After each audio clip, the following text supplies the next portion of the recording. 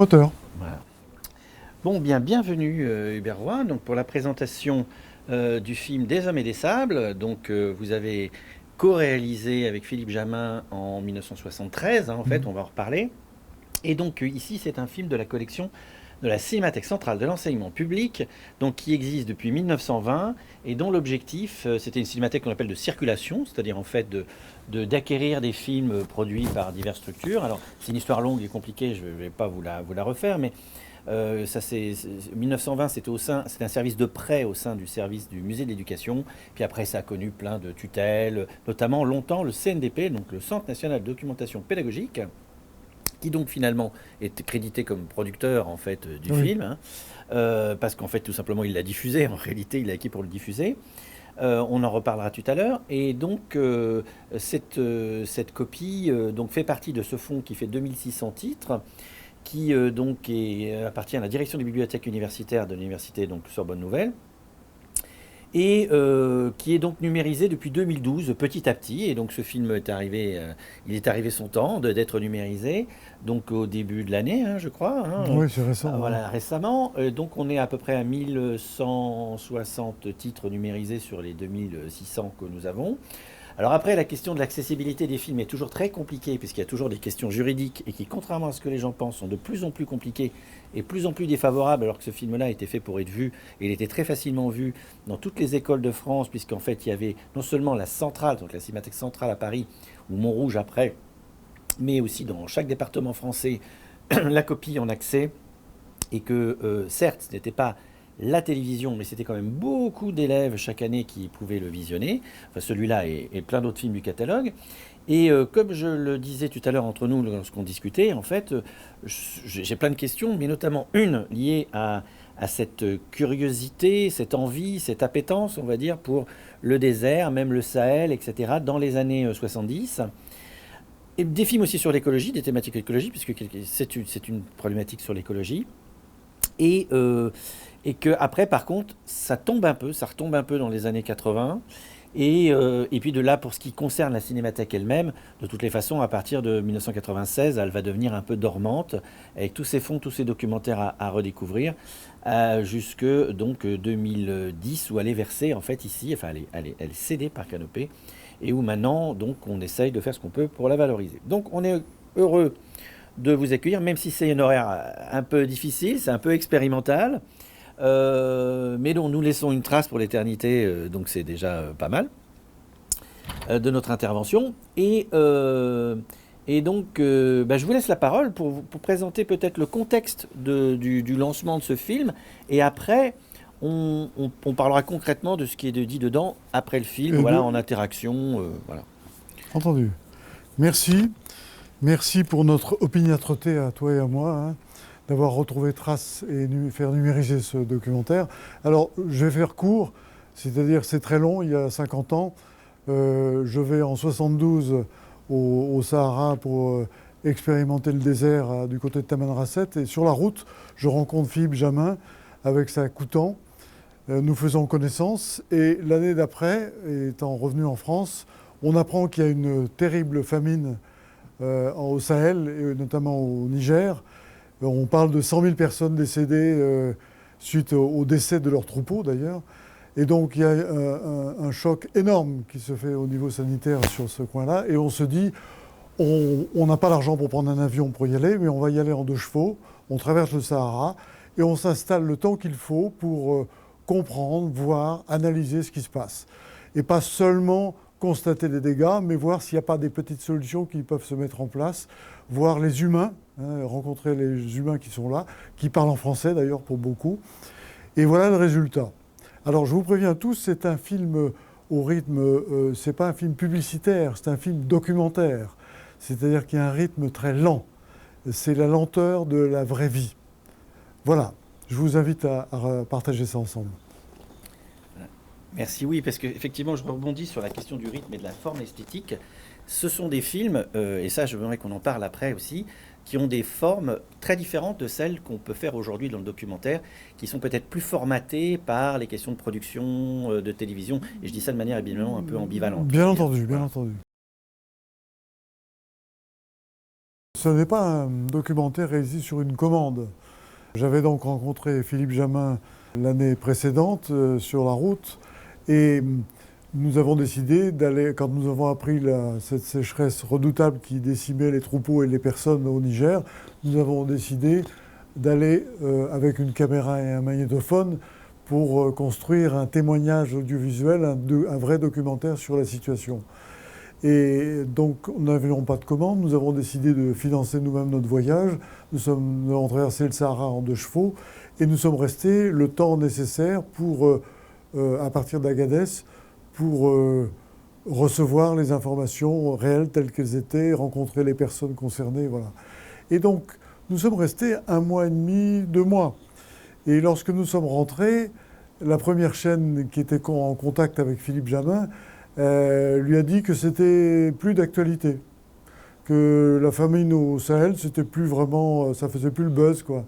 Sauf si on avait des images, et il m'a bien dit, si on avait des images de cadavres d'animaux ou de cadavres humains.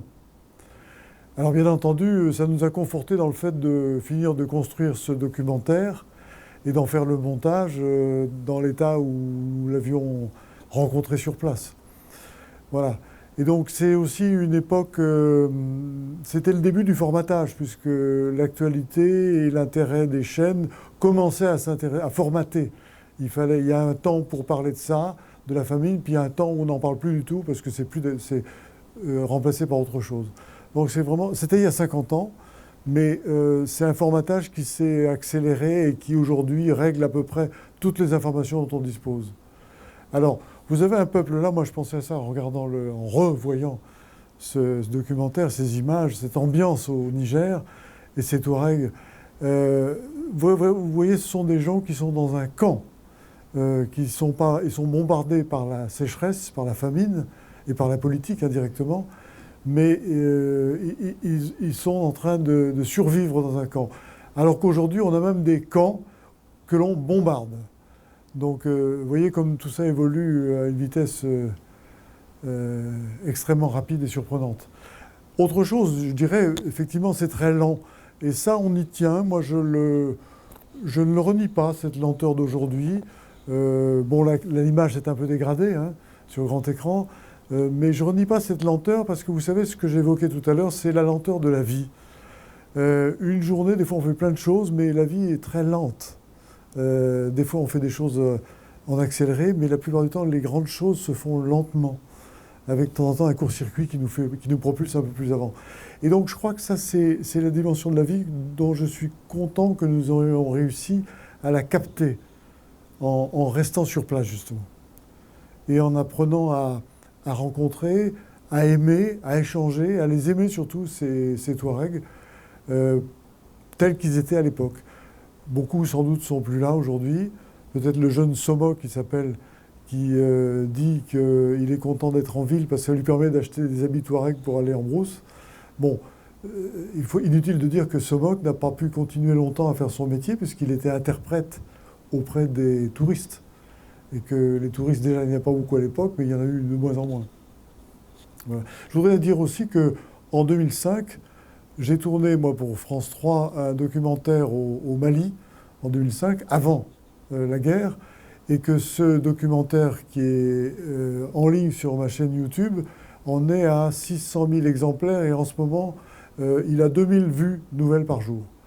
Et les gens disent, parce que simplement, je crois que quelqu'un l'a résumé en disant, ça représente une Afrique paradisiaque qui n'existe plus. Or, on a fait simplement que de faire un documentaire avec les Dogons et les Hommes Bleus au Mali, dans l'état où on les a trouvés en 2005. Voilà. Est-ce que vous voulez réagir, vous qui n'étiez pas né en 73 ? Je suis juste né en 73. Voilà, un nouveau-né. Ouais, je suis un nouveau-né de l'année. Visiblement, bon, il y a la fascination sur le désert dont on n'a pas trop parlé au début, dans la logique de la rencontre aussi avec Philippe Jamin. Mais est-ce que... oui, parce que voilà, il y a par exemple un carnet de route là, que j'ai lu. Je suis 68ard comme certains. Et donc, en 68, j'ai manifesté à Bordeaux où j'étais. En 69, je suis parti le lendemain des premiers pas d'Armstrong sur la Lune. Je suis parti en stop en Inde, où je suis resté 6 mois. Et ensuite, au retour, évidemment, j'ai continué de chercher dans la lignée de ce qui s'est passé de cette révolution culturelle de 68 et politique. Et donc, la rencontre avec les Touaregs et le désert représentait une école, une université ouverte à l'époque. Et en 72, je suis allé là-bas, j'ai écrit mon carnet de bord tous les jours régulièrement que je viens de ressortir en livre. Ça s'appelle Retour du désert, regard 72. Si vous le souhaitez, je vous le confie. Et suite à ce voyage initiatique, j'ai découvert qu'au fond, je n'avais rien à faire à rester m'installer chez les Touaregs, qu'il fallait vite que je rentre chez moi. Mais à peine rentré, mon ami Philippe Jamin, rencontré dans le précédent voyage, m'a dit « Et si on repartait faire un documentaire, au moins pour professionnellement travailler avec eux ?» Voilà. Voilà l'histoire. Parce qu'il y a une identification d'une certaine manière, il m'a semblé un peu avec les jeunes là, qui ont votre âge à l'époque, là, les jeunes humanitaires qui sont là, d'une ONG, etc. oui. Voilà. Mais quelque part, vous êtes des complémentaires, vous rapportez ce qu'ils font, cette histoire, vous vivez vous-même un engagement aussi d'une certaine manière. C'est ça, c'était notre manière de nous engager avec la caméra et le magnétophone. Eux s'engageaient, pour porter des sacs de blé auprès des populations. C'est une attitude qu'on peut avoir de conscience politique et d'essayer de faire quelque chose quand tout le monde dit qu'il n'y a plus rien à faire. Mais alors, justement, après, comment vous gérez vous, peut-être aussi même pour Philippe Jamin, la suite de votre carrière, donc, parce qu'on parlait tout à l'heure de 250 contenus, reportages, documentaires, etc., fait, parce que là c'était dans les débuts, dans les commencements, on est d'accord. La suite, au regard de ces débuts où vous aviez quand même une grande liberté. Voilà, il y a une évolution effectivement. Au début, quand j'ai commencé à travailler progressivement comme réalisateur, je pouvais tourner des sujets que j'écrivais moi-même.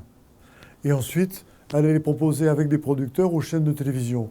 Mais assez rapidement, j'ai compris que quand j'avais ce type de démarche, ou bien on me demandait de le reformater autrement, de le réadapter, mais pas forcément suivant mes désirs. Et de plus en plus, on me demandait un produit maquetté, au fond. Par exemple, en 2001, j'ai tourné dans les Sundarbans, dans le Bengale, un documentaire sur le tigre du Bengale. Et je comptais, moi j'avais écrit un 52 minutes, un minimum, voire 90.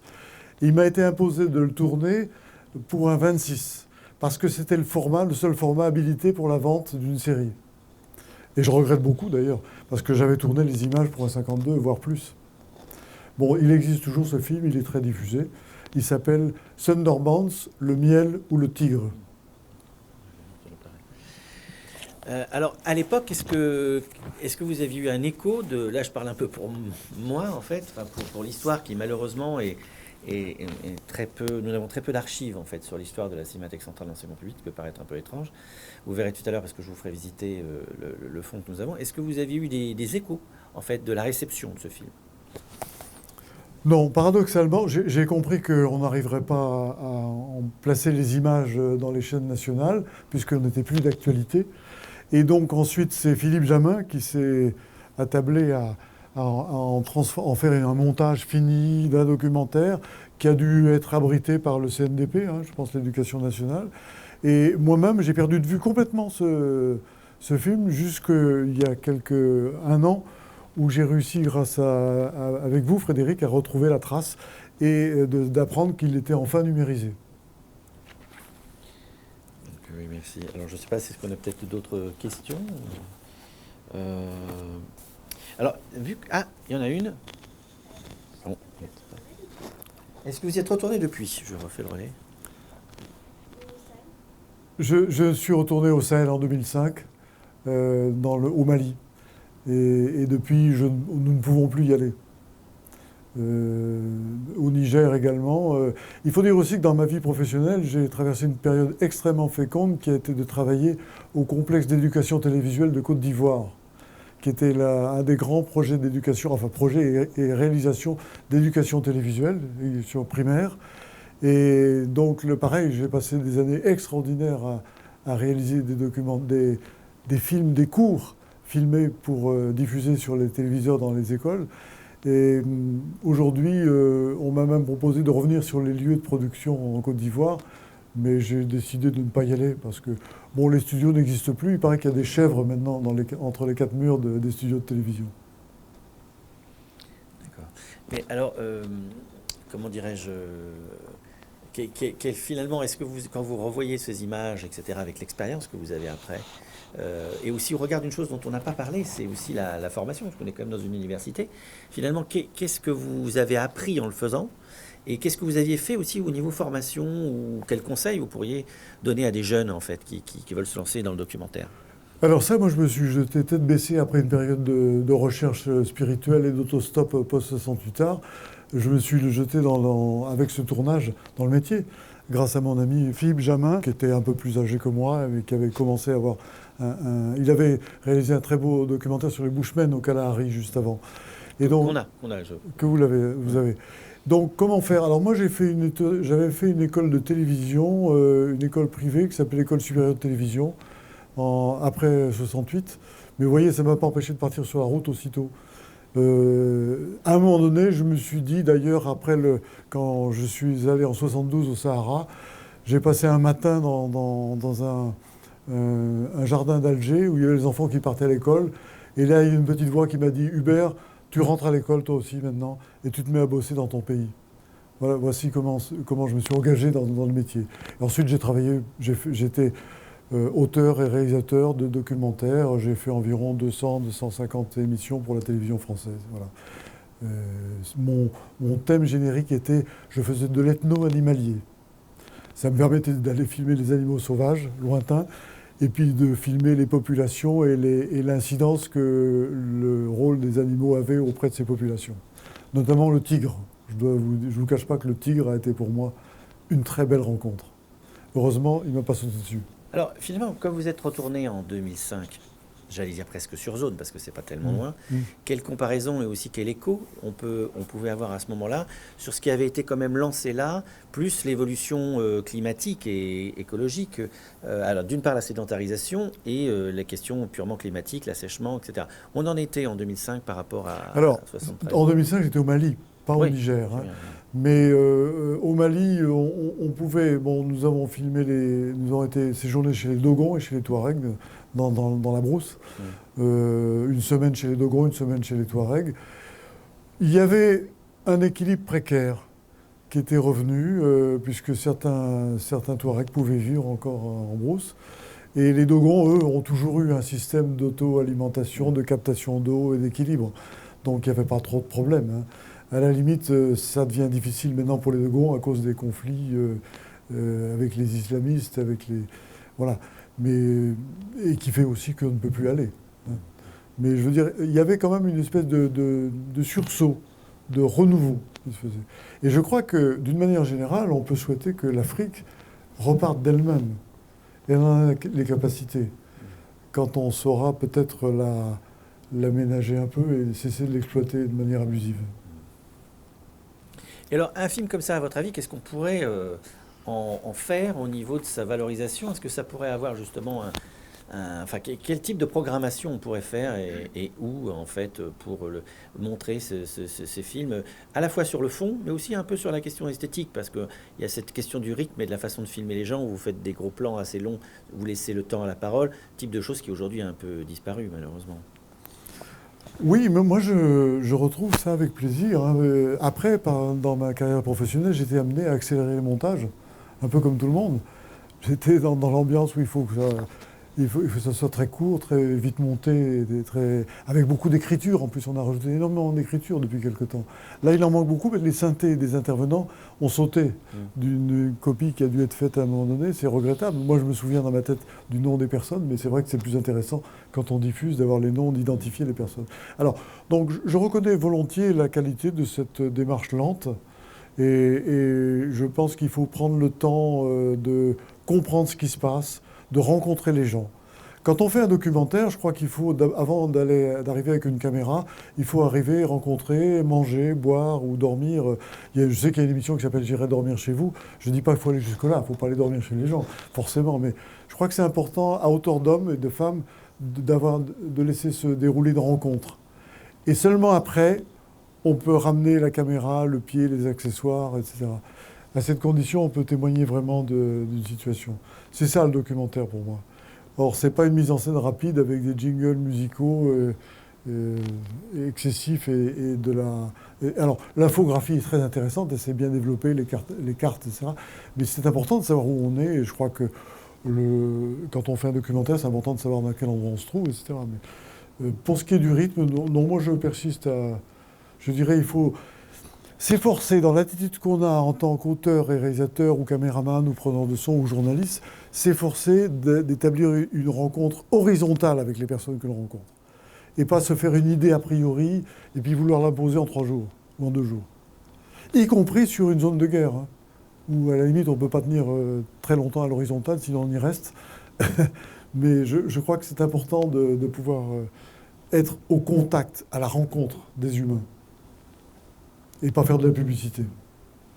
D'ailleurs, ce qui est terrible, c'est que les programmes télévisuels à l'heure actuelle sont perforés par la publicité. Et ça, c'est... Vous êtes en train de regarder un sujet qui vous intéresse profondément, d'un seul coup, on vous parle des pastilles, et on vous dit que vous avez regardé cette série avec les fauteuils, la Fuma. Enfin, vous voyez, ça paraît... Je crois qu'il faut vraiment condamner la publicité rapidement, hein. Si la civilisation peut évoluer, il faut qu'on arrive à se passer de publicité. Question des modèles économiques. Oui, une autre question. Vous me posez la question, comment les Touaregs ont reçu cette visite, notre visite, et accepté? Alors, il faut comprendre que nous n'avions pas d'intermédiaire, hein. Nous sommes arrivés en 2 chevaux, nous sommes installés, nous avons loué une maison. Et donc, de proche en proche, on a demandé qui faisait quoi, qui était là. Et nous n'avions pas non plus une couverture politique. Donc, par contre, il n'y avait pas de veto. Je vais vous raconter une histoire après. Mais les gens étaient tellement démunis, tellement désemparés par la situation, le fait d'avoir perdu leur troupeau, qu'ils n'étaient pas, comment dire, ils ressentaient peut-être que nous étions positifs dans notre rencontre, que nous n'amenions pas d'hostilité, Alors, on leur expliquait que ce film pouvait peut-être servir à essayer d'améliorer leur situation. On leur disait ça. Mais c'est la seule chose qu'on leur donnait. Mais je crois qu'on a établi tout de suite une relation de confiance à l'horizontale avec les personnes qu'on a rencontrées. Et vous remarquerez aussi comme moi que le français est la langue, donc la francophonie est merveilleuse. On a quasiment pu parler avec tout le monde en français. Ce qui est une grande qualité culturelle aussi, cette Afrique qui parle français. C'est magnifique. Voilà, est-ce que ça répond à votre question? Alors donc avec les autorités, parce que là vous alliez raconter une anecdote peut-être. Alors, la dernière anecdote que je donne, c'est que, bien entendu, vous saviez ou pas, peut-être qu'il y a un gisement d'uranium à Arlit, au Niger, au nord, assez loin d'Agadez. Et donc, nous, avant de partir, nous sommes venus à Arlit, et nous avons rencontré les gens de l'exploitation, les Français qui exploitaient l'uranium. On nous laissait rentrer dans les cabanes, etc. Et au bout d'une demi-journée, on a commencé par filmer. Et au bout d'une demi-journée, la police est arrivée, nous a pris le matériel, nos bobines de film, la caméra, le magnétophone, les ont enfermés Nous étions dehors, on dormait sous la tente, les ont enfermés dans le commissariat. Et on a cru à un moment donné qu'on avait perdu tous nos rushs, hein. Donc ils nous ont proposé une transaction qui était assez rigolote, c'est qu'ils avaient un de leurs officiers qui pesait plus de 90 kilos. Ils nous ont proposé de le ramener à Niamey, dans notre 2 chevaux, sur la piste. Donc c'était la contrainte. Si on ramenait ce gros homme officier à Niamey, à la capitale, à ce moment-là, ils nous redonnaient le matériel, mais par contre, ils nous interdisaient de continuer à tourner sur l'uranium. Je crois que c'était un endroit très chaud qui a été attaqué par les djihadistes depuis, qui est toujours exploité. Donc ça, c'est une des ambiguïtés aussi, c'est qu'au Niger, la France lançait des yeux doux et un regard très attentif et surtout était très intéressé à cette exploitation de l'uranium. Mais on n'a pas pu faire le point là-dessus. Là, du coup, on a ramené le gros officier à Niamey. Et la voiture en a souffert puisqu'ensuite, on a eu des problèmes de suspension. C'était un voyage choquant. Alors, ce que je vous propose, c'est qu'on prenne un petit café. Il y a mon assistante, donc on va se mettre à l'extérieur. Et puis, après qu'on aille visiter, et ça peut être l'occasion de continuer un dialogue, les collections, sachant qu'il y a on parlait tout à l'heure de la Côte d'Ivoire, tous les types de films, de tous les espaces y compris pour la période précédente, à l'espace entre guillemets colonial, hein, qui avait été l'objet d'un objet de recherche postdoctorale il n'y a pas très longtemps sur notre fonds, et un fonds qui est malheureusement trop méconnu, et donc je vous engage tous à essayer de prêcher la bonne parole et de dire que ces films-là ont existé, existent et sont accessibles. Alors ils le seront un petit peu plus dans quelques mois, puisqu'on nous promet enfin une base un peu plus propre, moderne, sur laquelle on les mettra en HD pour les diffuser. Celui-ci a l'avantage, grâce à l'acquisition par le CNDP, d'être ce qu'on appelle en PPE, donc c'est en pleine propriété de l'État. Donc en fait, c'est l'équivalent d'un open access, donc on pourra le voir facilement sans barrière, sachant que, comme je le disais malheureusement en introduction, on est limité à 75% des films qui demandent une identification, etc., etc., et donc un accès qui est bridé en quelque sorte, même si on peut toujours nous demander directement des choses. Et puis aussi pour les films qui n'ont pas été numérisés, y accéder sur table, en fait, l'étape qu'on va voir directement sur site, et me demander, puisque nous on est un des derniers services publics qui ne fait pas d'argent et qui sommes fiers de dépenser de l'argent sans aucune ambiguïté, de numériser à la demande. Si vous demandez je voudrais tel film, eh ben on le fait. Voilà.